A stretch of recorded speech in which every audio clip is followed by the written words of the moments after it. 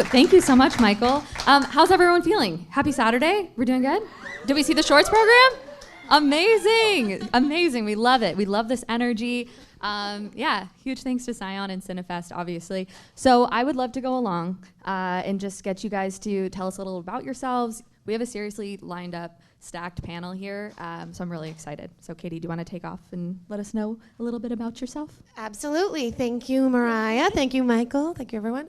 My name is Katie Uhlmann, and I am the president of WebSeries Canada and the festival director of TO WebFest. We are a national organization who, and we help creators in the digital space.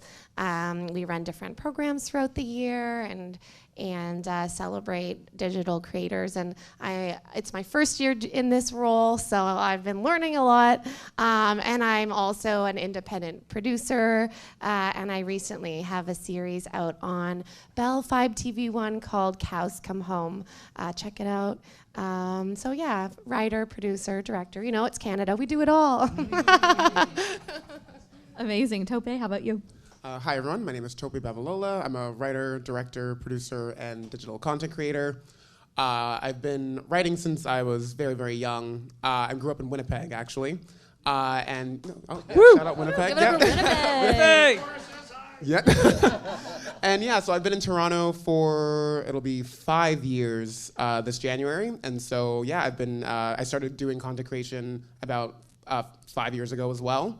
And I started in Winnipeg, and so since then, I started doing comedy skits, and that was kind of like the first time that I had put my writing out into the world, and getting really positive feedback kind of is what gave me the push to pursue filmmaking professionally, and so I haven't looked back since, and here I am, yeah. So I just wrote a feature film very recently. I've been writing and directing some short films the last couple of years, and so just trying to have as many projects on the go while also keeping my social media as active as possible.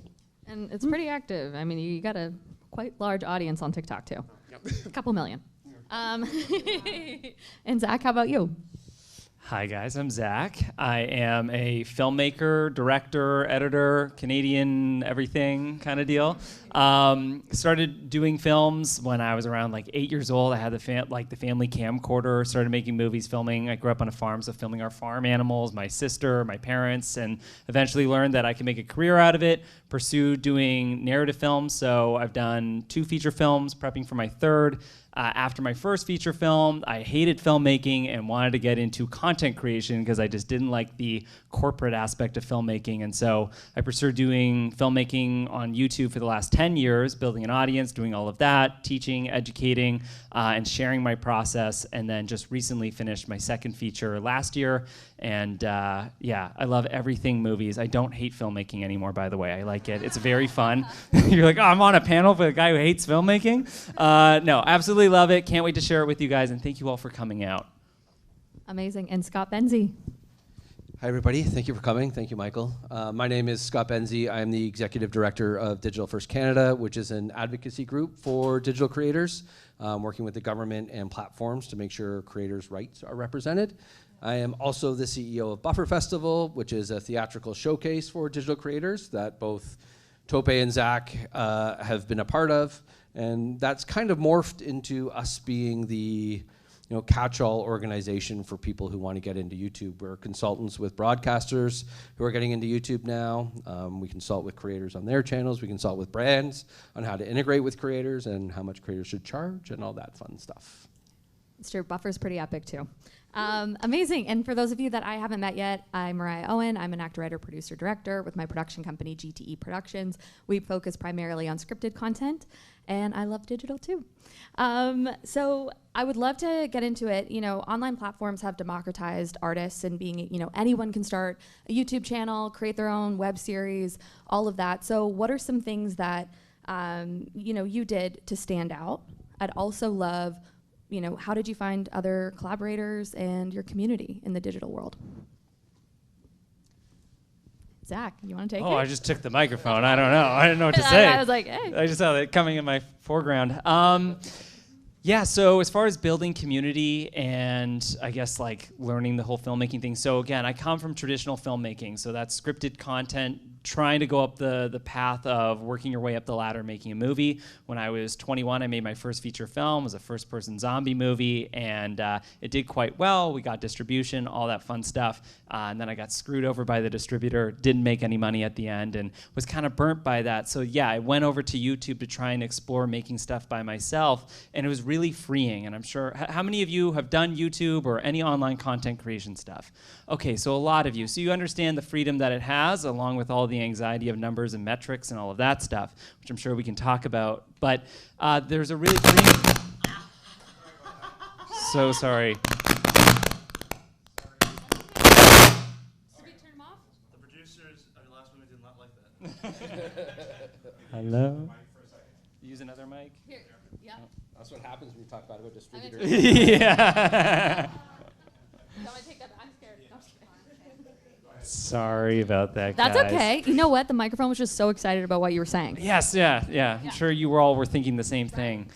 But anyway, so yeah, doing online content creation was really fun, and I started. The cool thing about doing stuff online is actually the fact that you don't need a community to start, which kind of sounds counterintuitive to the creative process, because filmmaking is very much a group sport, right? You need the director, cinematographer, writer, actor, producer, but when you're doing online stuff, you can be all of those things. And that was what was really exciting for me, is being someone who can sometimes be an introvert, or I want to do stuff by myself.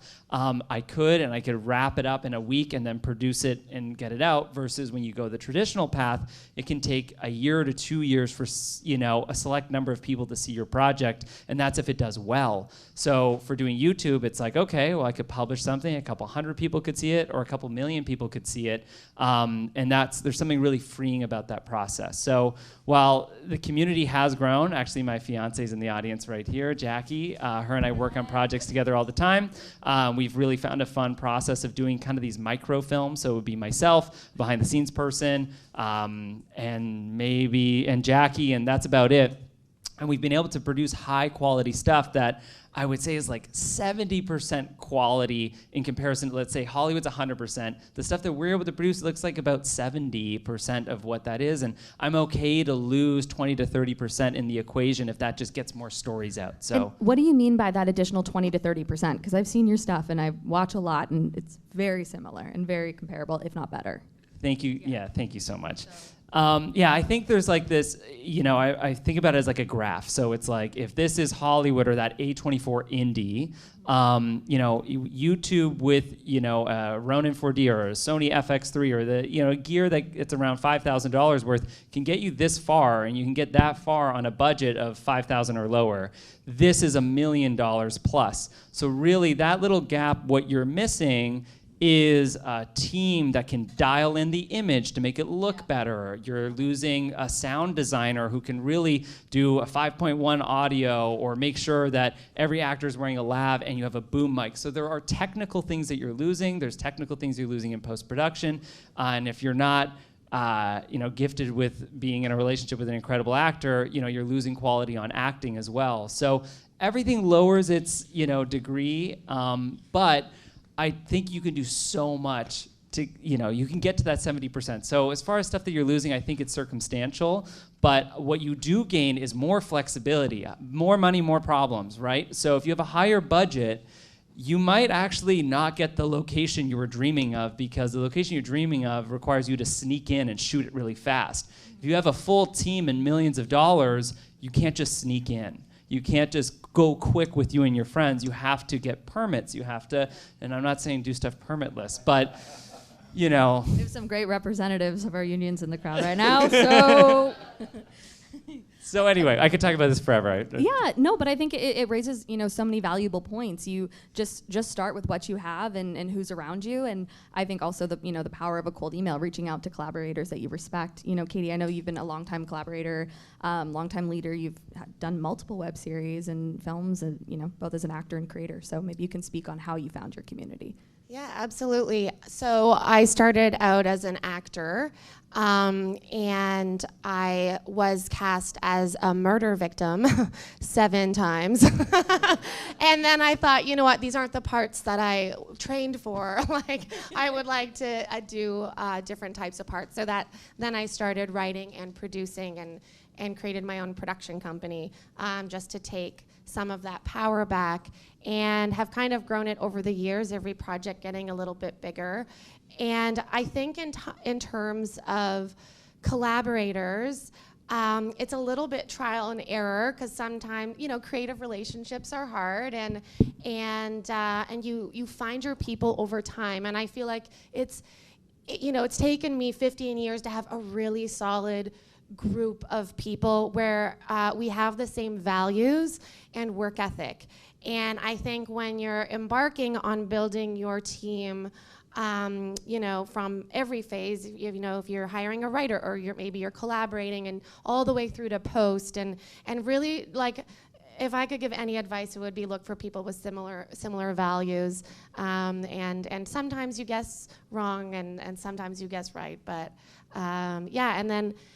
and then as you were saying, like, it just gives you that autonomy to take some power back for your own career. And for me, I did a few seasons of a series called My Roommates in Escort, where I produced and acted, and Hilarious. Thank you. I really wanted it to be a TV series, and it was optioned as one, but it never ended up happening. But then I was called into an audition room for a TV show on Global and NBC called Nurses, and the producers had seen my web series, and I booked a pretty big part on that series because of the web series. So you just never know what opportunities will come out of it. Amazing. Scott, Tobe, do you have anything you want to say to that, or we should jump to the... There we go. Oh, yeah, I guess I'll keep it brief. But yeah, as far as, I guess you said, like, how did I kind of get started, or like stand out, or what I did to stand, I think kind of like Zach, I also had a traditional filmmaking background, or at the very least, before I had, right around the time that I had started doing social media, I had just completed my undergrad. I'm an English major, so I've been writing since I was little. I started with novels, and then kind of transitioned to screenwriting when I was in high school.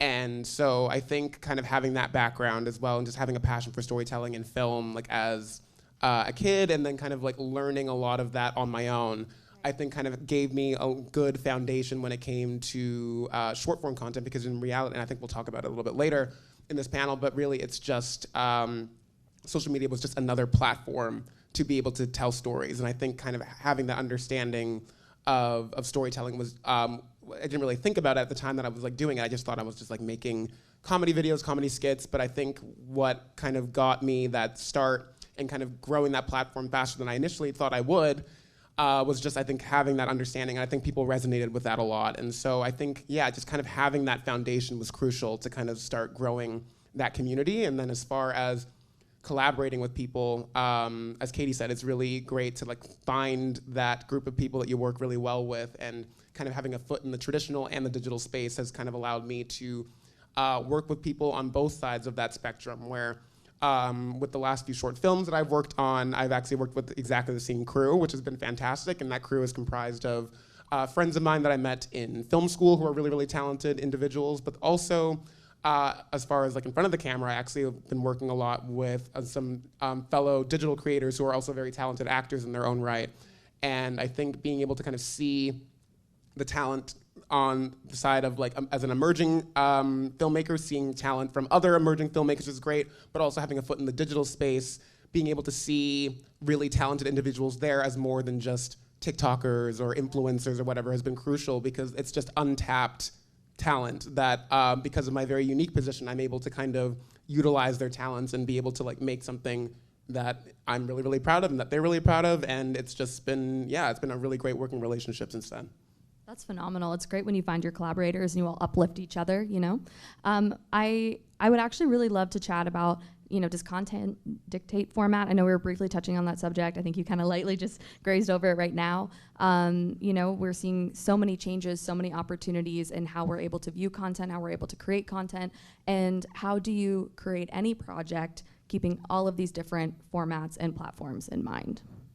Yeah, I think I'm a very big fan of the idea that the platform is the dictator of the content. I think there's this idea that, like social media is like vastly different from any other platform. And I'm like, it is different, but I think I'm a very big advocate of the type of content that I make will be specific to a platform because different platforms require different needs. Obviously, We're talking like TikTok, YouTube, Yeah. traditional pathways where we're anywhere we're going to watch our stuff, basically. I also feel like it depends where you get your funding. Right. Like, for example, Cows Come Home started as a TV series. We were part of the TIFF Television Accelerator Program, pitched it as a TV series, didn't have success there, and then heard about Bell 5. It was a regional show about competitive cow showing. Thought, well, maybe there's something there. So, and they wanted to greenlight it, then took it to Ontario Creates, and there's, you look for the opportunities as an independent producer, and you can always start with plan A, but if plan A doesn't work, then you adjust, it goes from 22 minutes to 10 minutes, and you can, depending on your story, of course, kind of be nimble and go where the money is. And I think it trickles down to two things, which is audience and expectation. And at the end of the day, it's always for an audience. It's not for a cell phone. It's not for a movie theater. It's not for Netflix. On the other side of all of those platforms are humans and their expectations. A human's expectation on TikTok is vastly different than going to a movie theater, and we need to anticipate those expectations. Fortunately, as being content creators, we get things like analytics and metrics on the back end of our videos, which is stressful and makes us feel horrible, but it's also very helpful to understand who's on the other end of what we're making. And I think when you have a good relationship with those two things, it can help you feel out where you want your stuff to live. And it's fun being in the position of where my channel at least has led me, where I have now been able to take the YouTube-y approach of doing stuff solo and making movies by myself, but also now having a platform where I can put my short films and get a significant amount of views far beyond what I was able to do at film festivals or even going and doing We love Cinefest. We love film festivals. And Cinefest. Cinefest is great. But if you're wanting, to get an international audience, platforms like YouTube or going on a festival circuit for a really long time are kind of the avenue. So anyway, I do think YouTube is in this transitionary space, and so are other platforms. I'm not as used to the social media stuff, but YouTube at least is transitioning where the expectation of quality has gone up. And so for us who are people who like tech and making stuff really clean and beautiful, it's now a space where that can live, and now it's kind of expected to certain points. If I could just add on to that, how many people here have created something and not uploaded it to YouTube for fear that you want to sell it one day or you want somebody else to see it first and have hesitated from putting it up on YouTube? Okay, this is just my opinion. That's a terrible idea. Get it up, and here's why. And we're talking about platforms and the differences. When you sell something to somebody, to a broadcaster, for example, and that broadcaster is putting it out to the audience, you're getting that broadcaster's audience. So they've already invested in that broadcaster that they're watching. When you put something up on what is a self-discovery, self-distribution platform, the relationship with the audience changes because the audience that you're going to find, theoretically, wants to find you. So you're actually going to have a different relationship with the audience. And to Zach's point, the feedback that you're going to get from that audience is the feedback that you're going to want because the Google mothership has decided that your content would be good for this person. Let's sell some ads against it. I am going to play devil's advocate. Yes, and let's. I think that this is a really important topic. What would you suggest to someone who is brand new to YouTube, has had their project, but they don't have an audience, So if they're going to upload their content, what are they going to do? How are they going to find their audience in that way? Because I would almost say do a festival circuit, and after a year, maybe go up there. Oh, I don't think it's an either or situation at all. I think you can do both. One of a lot of the success that we're seeing with some creators is they're testing stuff on platforms. So like, Tope, you didn't do this specifically, but you might have a character in mind for a short or a character in mind for a web series. Play with that character online. Right. Create some videos around that character. Start getting feedback on that character, on what people like and what to see. I'm not necessarily saying you need to put the whole kitchen sink up there. Yeah. However, for most broadcasters, data has shown that when you put the whole kitchen sink up there, like CBC Gem, when they uploaded the entire, oh my God, what's the horse show? Heartland? Heartland on CBC, their subscriptions to Gem went up. Yeah. didn't hurt the interest, and it grew it because it just found an audience that CBC directly wasn't finding. So everything is a platform now. There was a time when Web Summit and Buffer Festival were completely different. I would argue they're very similar now because everybody's just playing in every sandbox, and I think that's wonderful. It's wonderful. I think there's still a difference in people's minds between digital creation and filmmaking, and they're interchangeable, in so many ways. I was going to say, it's kind of presented an interesting kind of situation where I think, even though filmmaking and writing and directing in particular have always been like the biggest focus for me, because generally I would be more known for my social media presence. I think it always presents this opportunity of like, oh, people like in like the more traditional space who are looking to kind of break into this digital space and work with digital creators. I think there's this idea of like, oh, well, okay, they're great at these like little short form vertical videos or whatever, but like, can they make a film? Can they do any of this? But it's a little frustrating at times, I will admit, because it's like I've been doing film well before I started doing social media. I was like almost like anti-social media up until I started.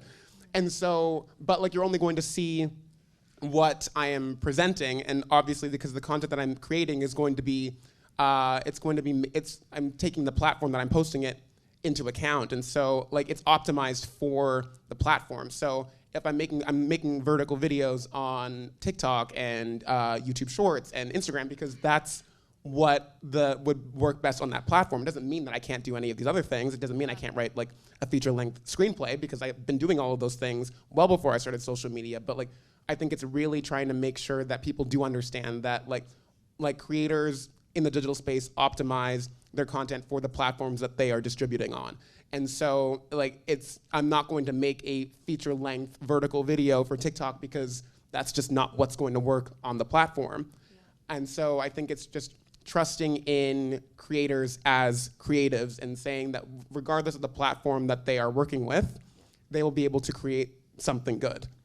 Absolutely. I was just going to answer your question you asked earlier and kind of bounce off what you said, which is, first off, there are platforms online that can host your stuff that already has a following. So last year, we made a short film, and I posted it up on my channel, and my audience wasn't interested, so it got a couple thousand views. But then this other platform took it, they liked it, and it's, I think, what was the platform? It's just on YouTube, but it's another channel. So it's another channel on YouTube, and it's got now 63,000 views. And so that was the audience that wanted to see it. So if you have a good film, people want your films, and festivals want your films, other channels want your films. You just have to do some research. And to bounce off of what Tope was saying, doing YouTube also teaches you how to make real movies on the boring stuff that none of us focus on. If we're all artists, we're not focusing on packaging our film. We're not focused on what's the title of the movie that's really going to hook people in.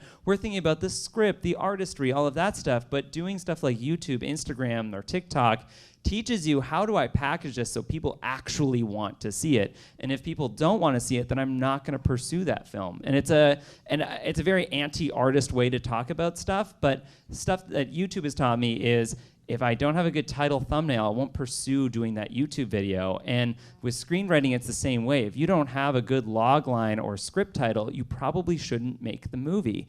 Unless you just want to go out and make something that no one's going to see, which I've done, I'm sure all of us have done. Having an audience is part of the process. And if you want to learn that process, especially in the modern age, doing YouTube is a great way, and other platforms are a great way to learn communicating with that audience.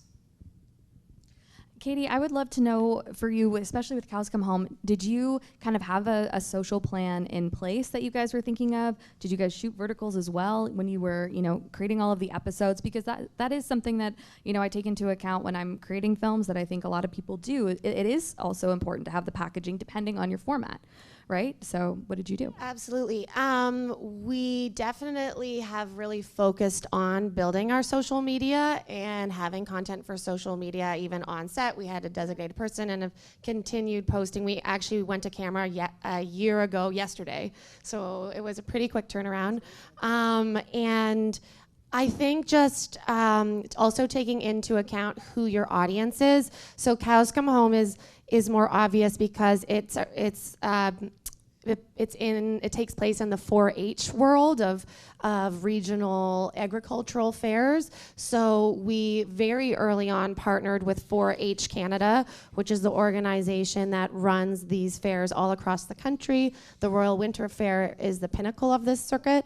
And then we just partnered with the Royal Winter Fair to do an educational piece so we could really reach the farming community. And partnering with 4-H National, they've been advertising the show across their platforms as well. They have a newsletter and different things because we know a lot of our audience lives on farms, and 4-H is a good way to reach them.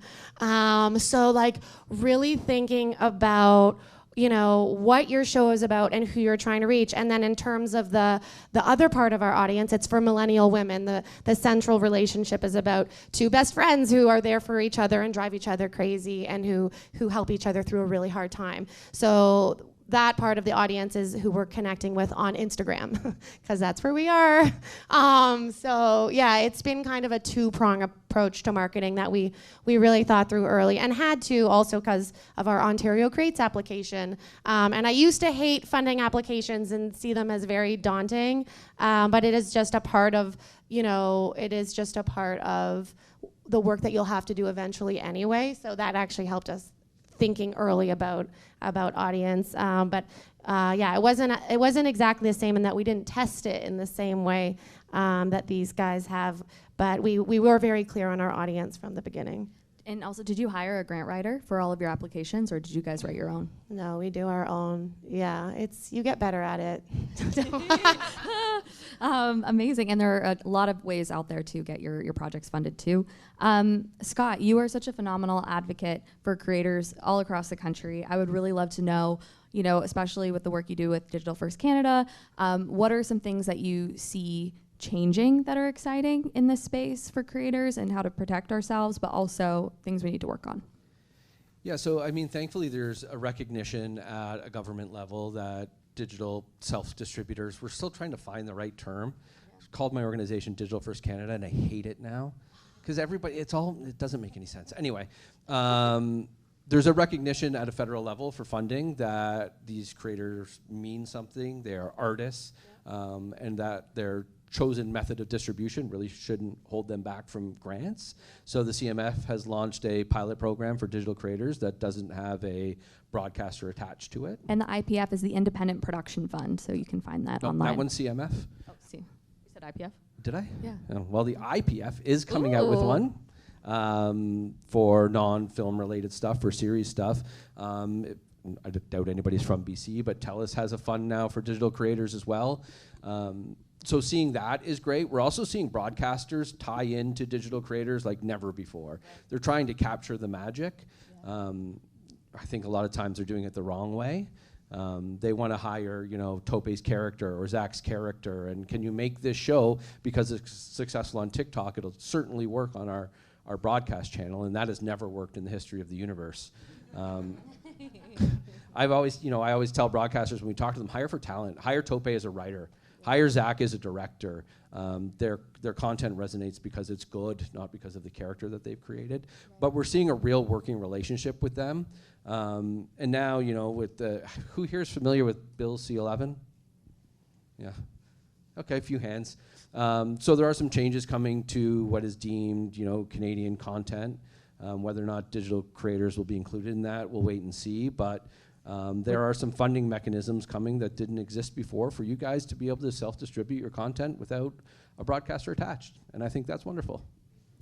Absolutely. I mean, what would you suggest to anybody, who would like to be a little bit more involved, both maybe Scott from your perspective and Katie from your perspective with WebSeries Canada too, and TO WebFest, of becoming, more involved in the community that you're creating in, to also become an advocate? I think that's really important.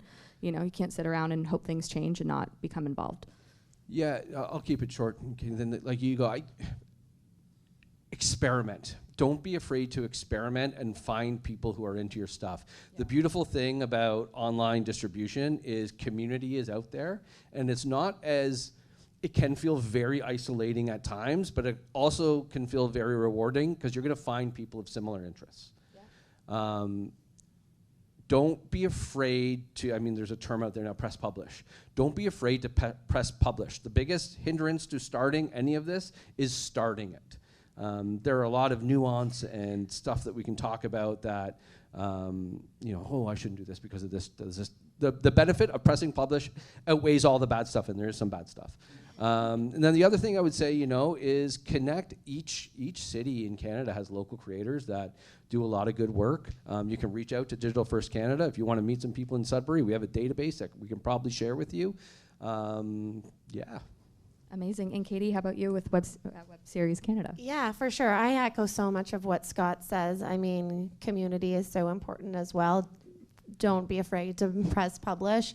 At WebSeries Canada, we are a membership organization. It's $100 for the year, and that gives you free access to our events, and that also includes our national coaching program where we have showrunners and producers and lawyers. It's pretty stacked, and you get 2 one-on-one hour-long coaching sessions with like Emmy-winning and you can it's actually just for that it's probably worth it. But learning, continue learning, coming to things like this. Do your research. If you test your material, but also if you want more traditional funding, go to the websites. They're always changing the programming as well, their mandates, and they're always launching new programs. And then don't be discouraged if plan A doesn't work. Go to plan B. You can always make something. We all can. And just truly, when there's a will, there's a way. Absolutely. And that just if I can wrap it, sorry, Mariah, I forgot one thing. There used to be this feeling in the creative industries of an us versus them, of a digital creator, a YouTuber in traditional media, and it was contentious at times, and there was that's not art, cat video folks, and there was these, you guys are boring doing it the old stuffy way. That is all gone now. Everybody is working together, everybody is collaborating. There's so much knowledge on both sides that both people can learn from. Pick up the phone and ask somebody. Message somebody online and just ask them for help if you're into their stuff. Just say, hey, how'd you do this? What are your thoughts? They will respond to you. You got to pick up the phone. I don't know if that's the right metaphor. Pick up the phone, send a DM, an email. The information is out there. Slide into the DMs. Yeah. You truly never know. We called Elvis Stoico, the world figure skating champion, to be in our show, and it was an immediate yes. You just never know. Isn't he a race car driver now? He is, yeah, and an actor. So a multi-hyphenate. We love. Amazing. I think it's so interesting kind of talking about that, and I think there was that discrepancy between traditional filmmakers and digital creators, but like we were saying earlier, everyone has to be on YouTube. All of the additional content for anything that you see, any of your favorite shows, any of your favorite movies. Think about all the social ads you see. Think about all of the the commercials, reels, whatever. So maybe you could speak to that and what that looks like for a changing landscape. More YouTube is watched on television, on your television set. More YouTube is watched than any other app or platform or channel. Wow. So this isn't YouTube on an iPad or YouTube on a phone or watching Roblox videos, which are wonderful. This is people watching content on YouTube on your television. To the point where broadcasters have recognized it now that they all have a dual-pronged strategy to not just release their content on their broadcast channels, but also on YouTube. The landscape isn't just changing; it has been absolutely obliterated. And the way things are funded, with brand-led projects now, right? We see Red Bull is the best example of brand-led projects. They are executive producers, for lack of a better term. Yep. And we're seeing a lot more of that put onto the television screen.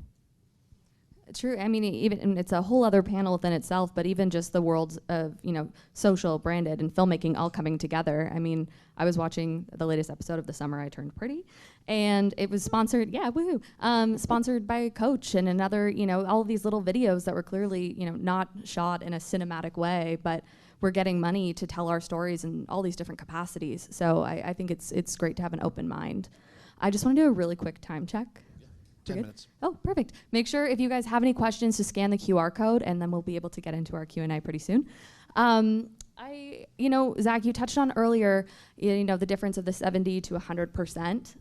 rock, paper, scissors for the mic, please. You know, and I would love to know from each of you, as creators, and Scott, maybe on stuff you see with creators that works well, but what are some things that you do to add value to your projects that don't cost a lot of money? You know, and maybe if someone is not a multi-hyphenate who doesn't want to do all of the skills, what's the best way for them to add value to their projects without breaking the bank? Sound. Sound is like the biggest thing, and it's the unsung hero of so many projects. And like everyone shoots videos now. Everyone knows how to do it with their phone, but no one takes the extra effort to put sound in. That's sound effects, that's voiceover, that's dialogue. Those are little things that's like, if I'm watching a movie, it's a 50-50 experience, audio, visual, 90% of filmmakers out there, or I don't mean quotations, 90% of filmmakers out there. Yeah, I'm offended. Yeah, sorry. But a lot of people just focus on the visual aspect. And I get it. It's sexy. It's cool. As a filmmaker, it's so much more fun to focus on. But if you can get nerdy about sound, that's also getting nerdy about dialogue and actual words that tell a story. You know, a great thing to think about is YouTube will prioritize audio over visual if you're losing internet. So your video will go down to like 240p, but the audio quality will still stay great because they know that you could close your eyes and watch a movie basically, but you can't close your ears and watch a movie unless subtitles are on. So thinking about that, it's a huge element that is unsung, and good audio can make bad video great, but bad audio can make good video horrible. So think about that. Audio is a huge element. Obviously, collaborating with other skilled people is also can be a freebie. It's one of those things that, so I do educating on YouTube, and I talk about how to make movies for low budgets, and I'll have my buddy with his Alexa, and I'll have my friend doing sound, and I'll have this big team, and always in the comments, people are like, well, it'd be nice if I could shoot on a $100,000 camera. And the reality is I get to do that for free because my friends, I'll just DM them, I'll call them on the phone or whatever you said, pick up the phone. What I'll do is I'll just ask people. A lot of creatives want to do creative stuff, and most of the time they're doing stupid commercials just to pay bills, and they do want to do that creative stuff. So picking up the phone, messaging someone is actually an easy way to collaborate with people and expand your expertise in areas that you actually are unfamiliar with. So I would say audio and collaboration are two major players. Tope, you want to jump in? Yeah, I guess I would say, thankfully, as I've kind of gone further in the digital side of my career, I've been able to kind of use that to kind of help leverage more in the traditional space. And so ideally, with the last few short films that I've done, for example, I've self-financed those. And so I'm very thankful to have been able to kind of do these bigger, kind of grander projects. But that's more of something that I felt like I needed to do at the point in my career that I was, and kind of to at least kind of stake some more claim in the traditional space. But as far as trying to do just for the sake of creating, I think that's something where everyone has a phone with the camera on it, and I think it's really something that I think embracing social media and embracing kind of the digital space to be able to create without breaking the bank is great, because I think it's still viewed as a lesser medium, even though more people are online than they are going to the movie theater or right now, which is, I guess, definitely concerning for the state of the industry right now and kind of seeing how that works. But again, it's simply just the platform that you're on. And I try my best not to view it as a lesser medium. It's just a different medium. Yep. And I think as far as if you're a creator and you want to create, I think embracing the freedom that you get with the digital space. And not everything you do needs to be this massive $200 million Hollywood blockbuster. If you want to tell a story, you can still tell a story with social media, and it can be a 30-second video, it can be a 45-second video that you can shoot on your phone. And I think so long as you are intentional about what it is that you want to do, understanding the way that the platform works, and being able to tell a story that's optimized for something like that, I think that's a great way to be able to keep the creative juices flowing and continue to be able to just be making stuff, because I think it can be very difficult. I think, I should say the opposite. I think right now there hasn't been a better time to be a creator, because there's just so many different avenues to be able to get your stuff made and put out there. where you don't have to rely on a studio system necessarily to be able to create. And so I think if it's really just about like wanting to create, like don't sit and wait for someone to knock on your door and say, hey, here's $10 million, go make a feature film. Right. Like, I mean, I would love for that opportunity. If anyone wants to do that, like that's great. Like I'm not opposed to that at all. But at the same time, I think it's a matter of, if you really want to create, like embrace the platforms and the avenues that are readily available to you, and just understand how it works, and like just be able to tell those stories. And I think when you start doing that, it's a bit of a learning exercise. Because even for me, when I started on social media, like doing short form content was very different for me, because I had never done vertical videos before. I had never done like skits that are 30 seconds long. And so it was a bit of like a writing exercise for me to kind of try to find a way to be able to tell the stories in a really, really short amount of time. But I think it also improved my writing abilities as well. And so I think it's something that like, it's not just a great way to be able to put stuff out there, but it's a learning exercise as well. I agree with everything everyone's been saying, but in terms of doing a lot with a little, like really prep and treat people really fairly when you're building your team. I have a policy on my projects where I pay everyone or I pay no one. And I try to bring them into the process as early as possible and get them excited about it. And if you give people some autonomy and really collaborate with them, they're good at push.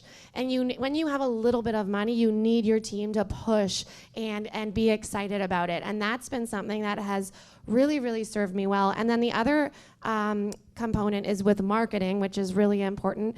And I think be specific. So something that we're now doing is we've edited our Bell 5 show into a feature film, and we're taking it on tour to farming communities across. We're starting in Ontario. And our first screenings, we have 2 in Niagara for 500 people each. They're sold out.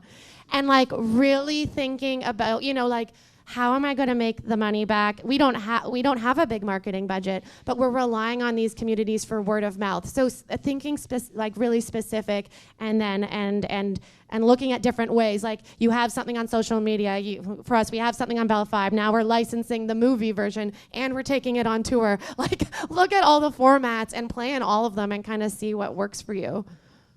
I think it's such a great way to look at your project and look at the life cycle of your project and where it can go and what it can do and how can you repurpose it and find new people. Scott, I saw you lift your microphone, so I just wanted to check in before we jump to Q&A. Okay, I'm on. Just really quick, kind of putting a bookend on both of those. One, the most predictable predictor in YouTube analytics for success of a video is sound. Has been forever. So don't forget about your sound.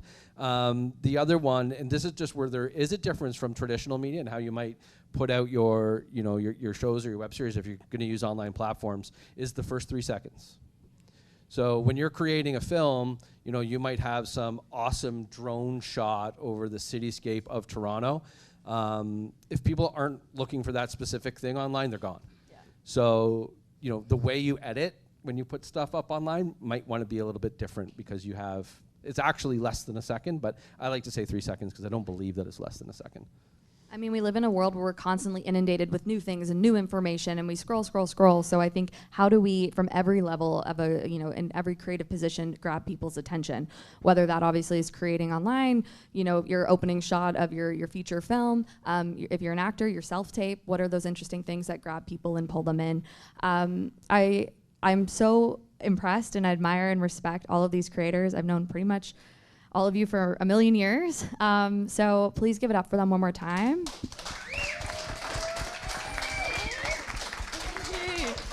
And just to kind of wrap up, before jumping into Q&A, start with where you're at and what you have and who you have around you.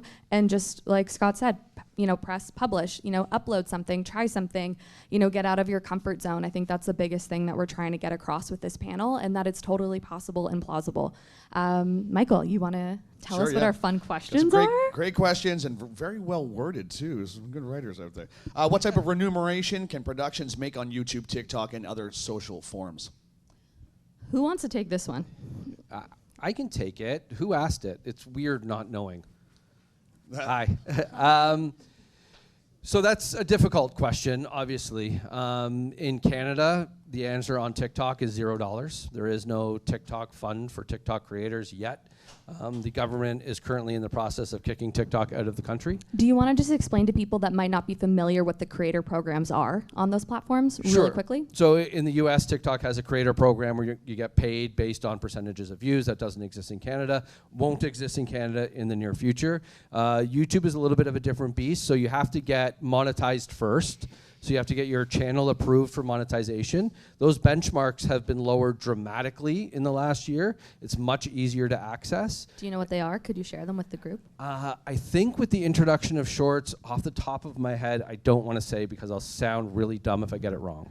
I'm not afraid to sound dumb, and I don't know, but I think it's somewhere around 4,000 hours of watch time and 1,000 subscribers. Is that correct? That sounds about right. Used to be Okay. 10,000 and like 40,000 hours or something like that, but with shorts they've lowered it.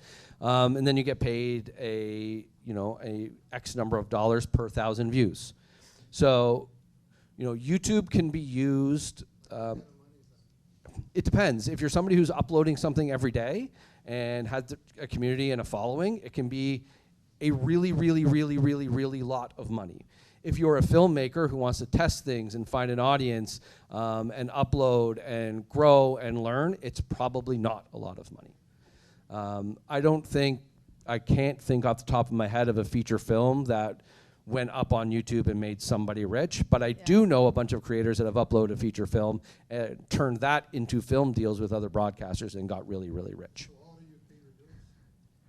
How do I personally? I think to kind of demystify I think the question you're kind of asking here, I think there's no quick, get rich quick scheme in anything you do in the arts. There's no way that it's like you just hit upload and you make $1 million. I think all of these creators are incredibly dedicated to what they do. I think that they've all taken a lot of time to build their audiences and their fan bases. And it depends on your project. It depends on your platform. So I think to be a working creative is astonishing and amazing. And I don't know if you guys feel comfortable speaking a little bit to maybe some of the ways that you supplement those views or maybe brand deals. Yeah, I was going to say, so I've been doing, social media has been my primary source of income for since 2022. Yeah, so for about 3 years, almost 4. And because TikTok is my largest audience and Canada does not have a TikTok creator program, it's primarily been through third-party sponsored like brand deals. And so doing a few of those is kind of how I've been able to self-fund my the last few short films that I've done, which has been excellent, and I'm very thankful for that.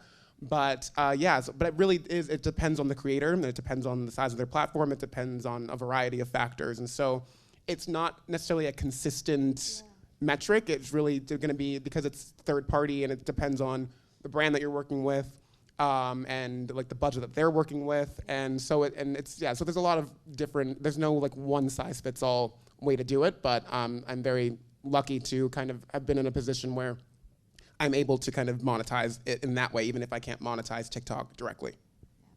And I can speak a little bit. Yes. Okay, great.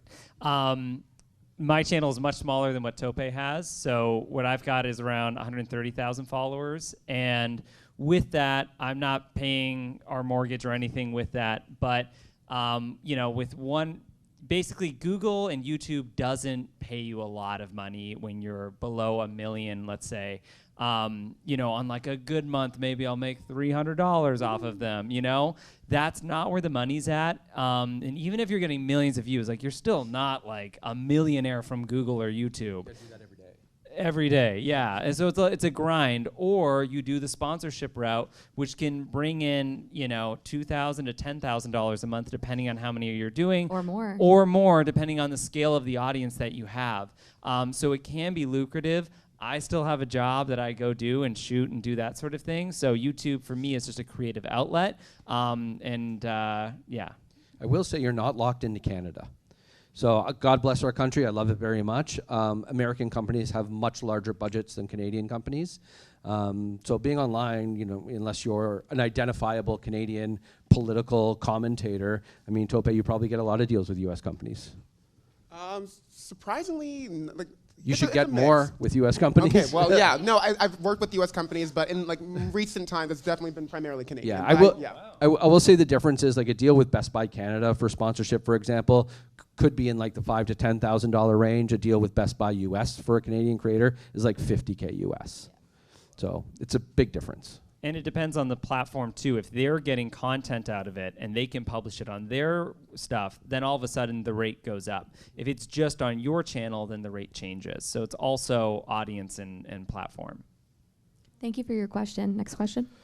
With online being so focused on constant output, what is a comfortable balance between producing a long-form content while maintaining audience retention? Do hiatuses hurt as much as they seem? Did everyone get that question? Okay, perfect. Yeah, so I think I can kind of speak to this a little bit in the sense that in the last 2 years, because I've really wanted to kind of focus more on my short films and kind of getting more traditional projects either written or produced, I've taken a little, a bit of a backseat with social media. I've kind of put that on the back burner a little bit. Still not necessarily posting as frequently. I think when I was exclusively just focused on social media, I was posting at least maybe like 5 times a week. We're definitely not there yet. And even when I was doing that, like the landscape of social media was very, very different. And I think now it's like in order to like kind of be consistent, it's not, I don't even think 5 times a week is enough, which is crazy because like I can't keep up with that. But I think as far as hiatuses go, I think there's definitely, like I've definitely noticed it where like obviously because I'm not posting as much and I'm not being as consistent, like my like audience is gonna be going somewhere else. And that was already kind of a tricky thing to kind of contend with just because it's like, oh, well, like this is what I'm doing for a living and this is why people have come to follow me. And if I'm not posting stuff, then like I'm letting them down or whatever. But I think ultimately because I know why I'm not posting and because I know I'm still being creative and I'm still trying to just focus on other things that honestly I'm much more passionate about and want to make sure that I'm making equal strides in that section of my life in addition to social media. So I think it's kind of contending with that relationship that's been kind of like it's been an interesting journey and it's still ongoing. I think ultimately, so long as you're not losing sight of what it is that you want to do, like I think when you take a break from social media, like there is going to be a direct effect on that, but I think it's trying to figure out like how you can be okay with that and like for what is that sacrifice worth, I think.